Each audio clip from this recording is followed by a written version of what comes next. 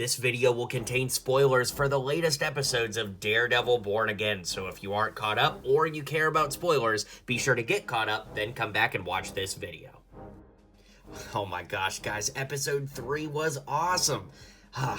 This show is just so great. I love it. Well, this week, of course, episode 3 was mostly court proceedings, so because of that, there wasn't really a ton of action to cover as far as superhero suits, but we definitely do still have some new characters to make, as you can see. So, characters from before, like BB and Fisk, we're not going to remake those. You could watch the episodes 1 and 2 showcases, but I'll show you how to make anybody that had a costume change or a first appearance in this episode, so let's get to it. Alright, so, because everything basically takes place in the courtroom for the most part, we do have Matt and Hector in their suits. Now, to be completely honest with you, you could really use any kind of suits you have in your collection. Like, for example, Matt's suit in this episode is a lot darker than what we see in my custom here, but this custom, I feel like, really encompasses Matt Murdock. So, just for the whole series as a whole, I really like using the torso from 2009 Last Crusade Indiana Jones, with the legs from Ron from the Harry Potter CMF Series 2. The head comes from 2012 Hawkeye with a short white pole for his walking stick, and of course flat top brown hair.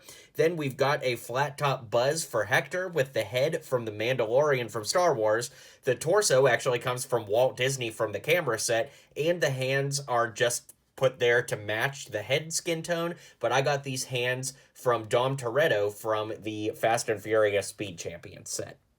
Alright, now that brings us to White Tiger, who, unbelievably, I thought we were going to see a lot more of this season, but obviously, as sad as it is to say, that will not be the case. But we've only gotten one official White Tiger minifigure ever, and it was from the Ultimate Spider-Man cartoon, meaning that it was the female version, so the torso here is from the female version of White Tiger. That being said, looking across my superhero collection tonight, I really don't know that I have a better torso to go with, so if you guys have any suggestions in the comments down below, let me know. But overall, I still think the torso works really well. Of course, that gives you the amulet around the neck, and of course, the mask, I would tell you to use regardless. So overall, I do think that this is a solid choice, but obviously not optimal for, well, obvious reasons.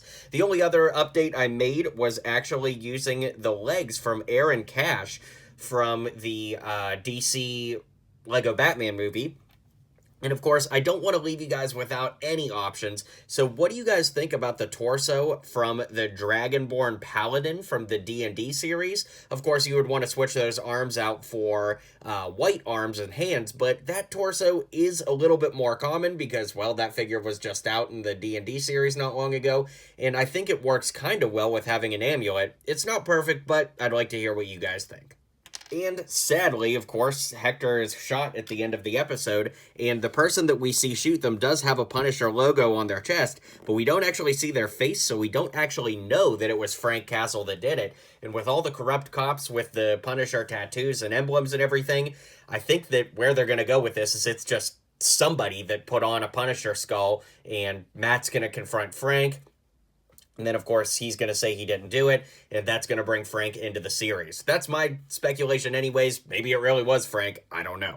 Anyways, we're going to go ahead and use the official Punisher torso for obvious reasons, with black arms, black hands. I gave him a revolver from back in the Lone Ranger days, and these are the tactical legs that come from the CMF Spy, because I think they work really well for Frank. Then, of course, the head is just a black head with a black hood on, since, you know, they have a hood up and we don't actually see who it is. And then, you know, Lego's never really given us a trench coat piece, but I just had this idea that using this cape piece from the CMF series graduate figure works really, really well as a trench coat. I've literally never thought to use that as a trench coat, so in tonight's video, I will say that's what I would suggest. And with that being said, let's round out the video and call it a day.